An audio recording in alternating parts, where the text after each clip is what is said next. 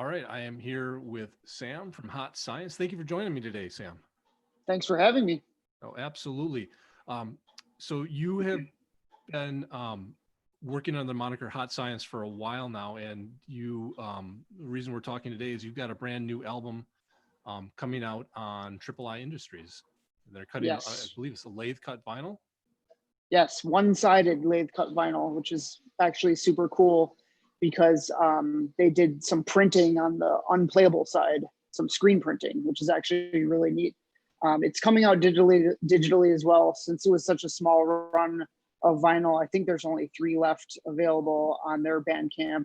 I think there's a few copies in Rushmore Records, but Okay. also available digitally. So. Okay, so why don't you give us a little history on your time as Hot Science or your time as an artist, just to Yeah, absolutely. be your first time on Um, the show here.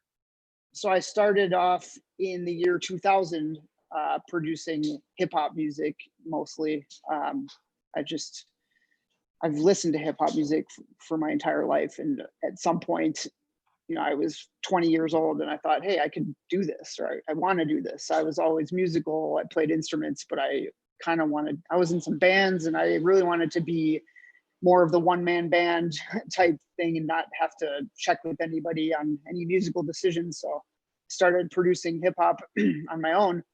And in about 2004, I started my own hip hop label called Shut 'em Down Records. And we released, I think, 5 or 6 CDs. It was CDs back then.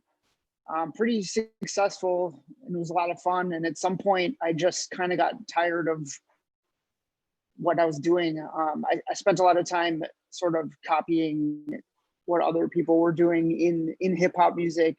I didn't feel like I was too original at the time, and at some point in the later end of the decade of the 2000s, I decided I wanted to make some more experimental type stuff, some more instrumental things, and just sort of do even more of what I wanted and what I felt like doing. And so that's kind of where Hot Science came from, and that's how I got here.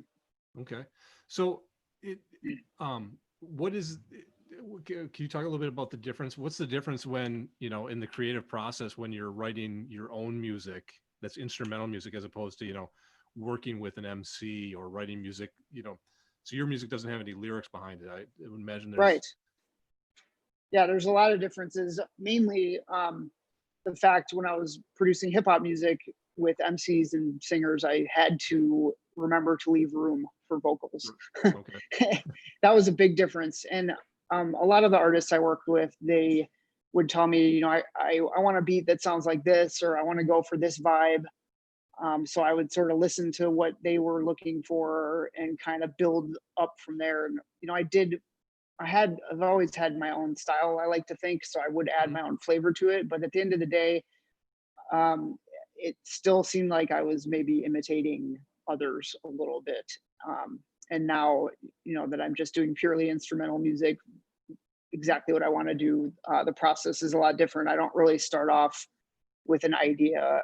I'm not the type of musician who, has an idea in my head and then I can put it down. I just sort of experiment with different sounds. I like to start off with samples and just sort of tweak stuff and experiment, and then something good comes out of it, and then I build up the track from there.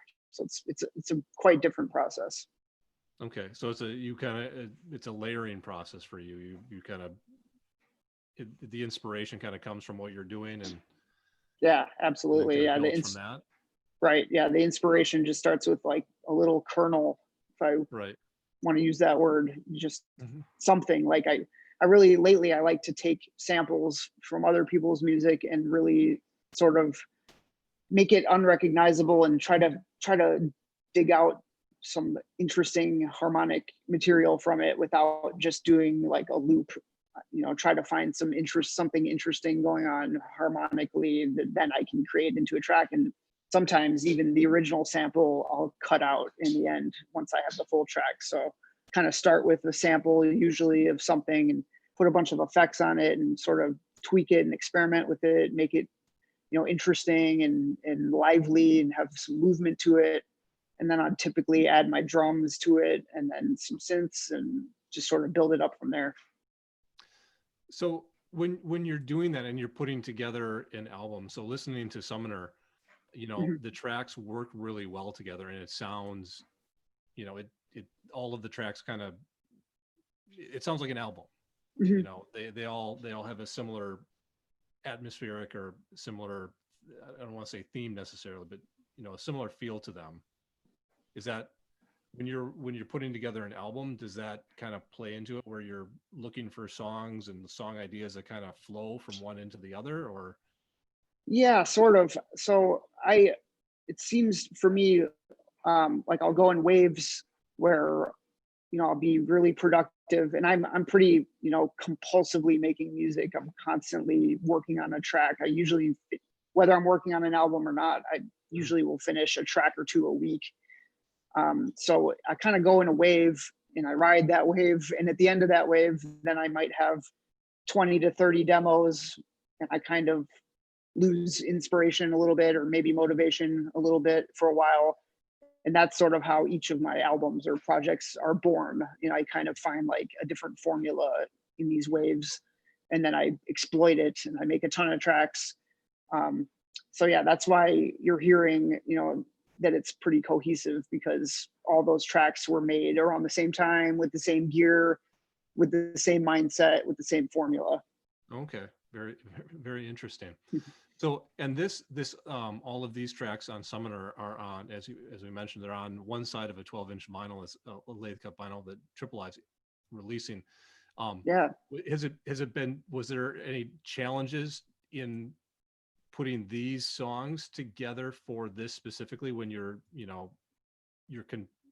limited by the format that you're releasing it in? No, not at all, really. I just sent Marty from Triple I.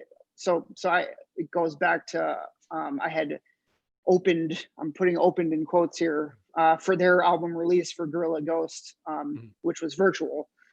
And he really loved my set, and he was familiar with my music already.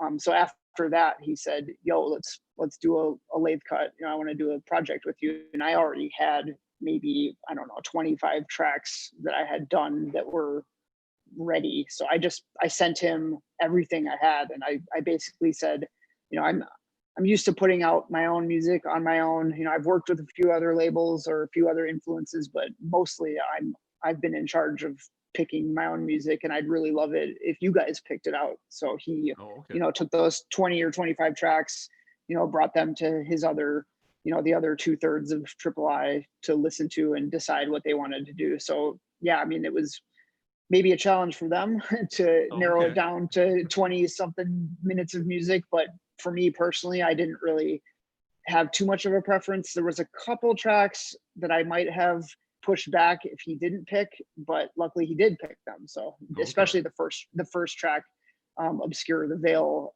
was like probably my favorite from that whole set of music. So I was gonna push for that track for sure, but he picked it. So that was great.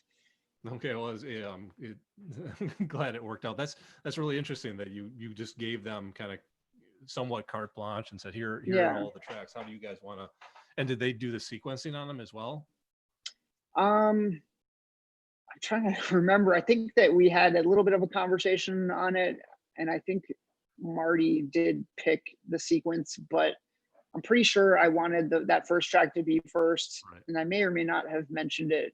Either he came up with that on his own and I was fine with it, but in my mind I had a bit of a sequence, and that's what came out. So yeah, we had absolutely no disagreements about anything in regards to the tracks or the sequence. It was sort of like we were tuned in, to what was going to work.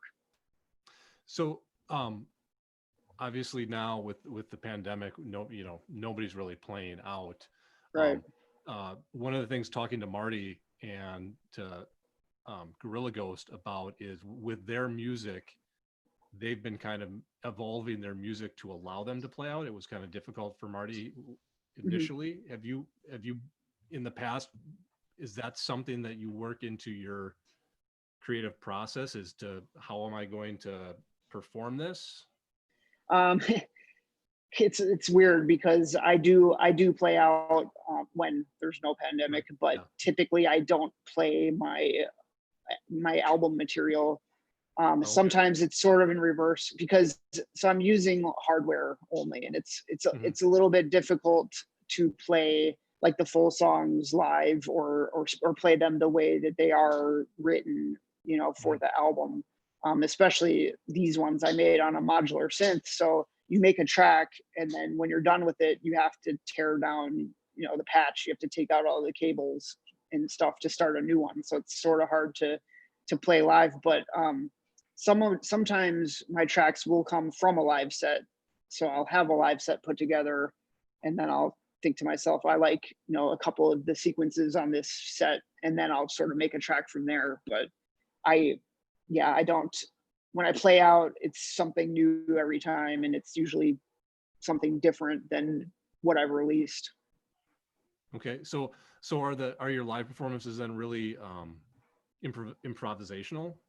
No, there's a little bit of improv. I mean, I typically have all of the songs I'm going to play, not necessarily the order. So I might put them in a different order or whatever order I'm feeling. And then I do, a lot of live tweaking and knob twisting and stuff like that, just to make it a little bit more exciting. But other than that, the tracks are already sequenced and they're planned out. But it's loose as far as how I'm gonna play it, what order I'm gonna play it in. Okay. So you mentioned the new your new vinyl record, or your new record is Summoner. It's out now on Triple I Industries, available at triplei.bandcamp.com. Your Bandcamp site is hotscience.bandcamp.com. Yes, sir. So you've got a brand new record out, but are you continuing to work on, I assume you're continuing, you mentioned you're constantly working on new tracks. Definitely. Yeah. I just, a lot of times I'll get a new piece of gear or a new module for my synth, and sort of that'll inspire me. So I did recently get some new gear. So I've been really inspired, and I've been cranking out new tracks, and I still have, all those extra tracks from the Summoner demos. Some of them I might put out at some time because I still really like some of them, and then I've got a bunch of new stuff. So I'm always working on something. Pretty compulsive. Yeah, and does what is your editorial process? I've heard, talking to some other artists that, being a solo, electronic artist, sometimes the editorial process can be difficult because you're not bouncing ideas, there's not a band to necessarily bounce ideas off of.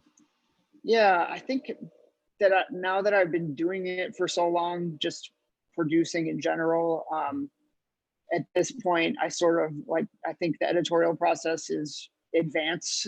I'm editing in advance. If I don't like what I'm hearing within 5 or 10 minutes of starting, or finding the kernel of it, I'll just scrap it and start over. And I don't want to sound egotistical, because I'm not, but I think everything that I end up bringing to fruition, to me, is good enough to be on a project and good enough to put out. That being said, there are a few people I send music to, especially when I'm thinking of putting out a project, to just get their opinion, and, which 5 tracks out of these 10 do you like, or something like that. It does help, because sometimes I do feel like I'm a little bit in a vacuum, in an echo chamber, if you will. So I do like to get some feedback, but for the most part, I know if I've worked long enough on a track, it's something that I like and something I'm comfortable releasing. Okay. Yeah. So as I just mentioned, the new album is Summoner. It's available at triplei.bandcamp.com. Your Bandcamp is hotscience.bandcamp.com. Where's the best place for people to keep track of you? Otherwise, probably, I'm on Facebook, under Hot Science, Instagram, okay, Twitter. I'm everywhere. If you just search Hot Science, you can find me. And of course, Bandcamp is another way to get in touch with me. So I'm all over on all the social media sites under Hot Science. So it's pretty easy to find me and get in touch. Excellent. Thank you very much. Again, it's hotscience.bandcamp.com, and the new album Summoner is available at triplei.bandcamp.com. Thanks again, Sam. Really appreciate it. Thank you, Craig. I really appreciate your time. Absolutely.